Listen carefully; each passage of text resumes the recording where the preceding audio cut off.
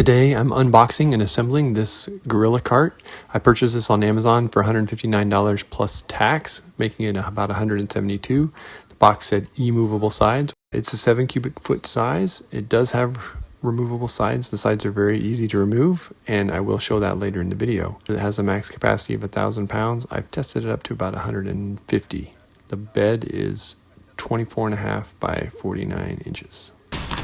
It was packaged very well, even though the package was ripped in a few places from transport. Everything was in good shape. The instructions were picture-based, easy to follow, a lot like IKEA instructions. They wanted you to use adjustable crescent wrenches all the time, so there were no sizes given for any of the nuts and bolts. So I had to trial and error a little bit to find the socket sizes.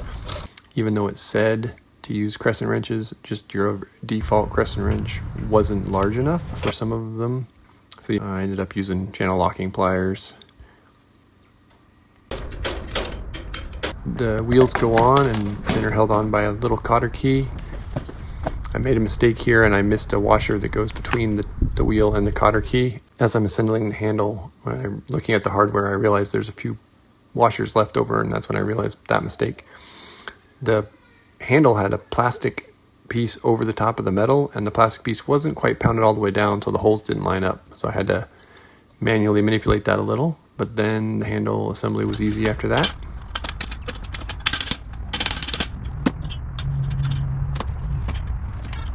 The sides just slide into place with little grooves and then fold up.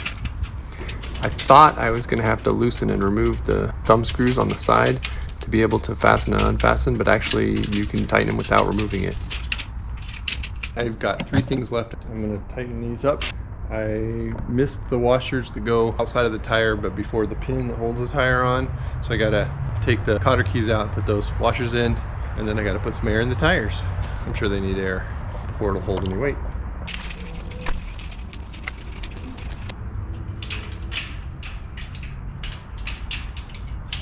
I tightened up the sides a little to remove the rattle of the sides shaking. Still could probably go tighter, but there'll be some trade-off between ease of opening and closing and the amount of rattle. Maximum inflation 30. This is me fixing my mistake, taking the cotter keys out and then putting the washer on and putting the cotter keys back in. It rolls very, very smoothly. Having weight in the cart is not a big deal, except if you're going uphill, it will pull hard because you'll be pulling that weight uphill. And if you're going downhill, you need to be careful that you don't get run over by the cart. Here's a size comparison of what I was using before. About 5 times bigger, wider, longer, and deeper. And quite a bit heavier, so we'll see how that works on a long pull.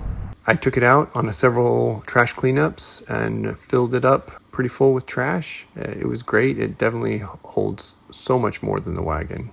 Overall, I'm very happy with the cart so far. The size is a good balance. It's big, but it's not the biggest one that Gorilla Carts makes. They do sell a bigger one, but I was afraid that it wouldn't fit in the back of my truck and that I wouldn't be able to lift it by myself. This model is about 66 pounds, and the biggest one is over 100 pounds.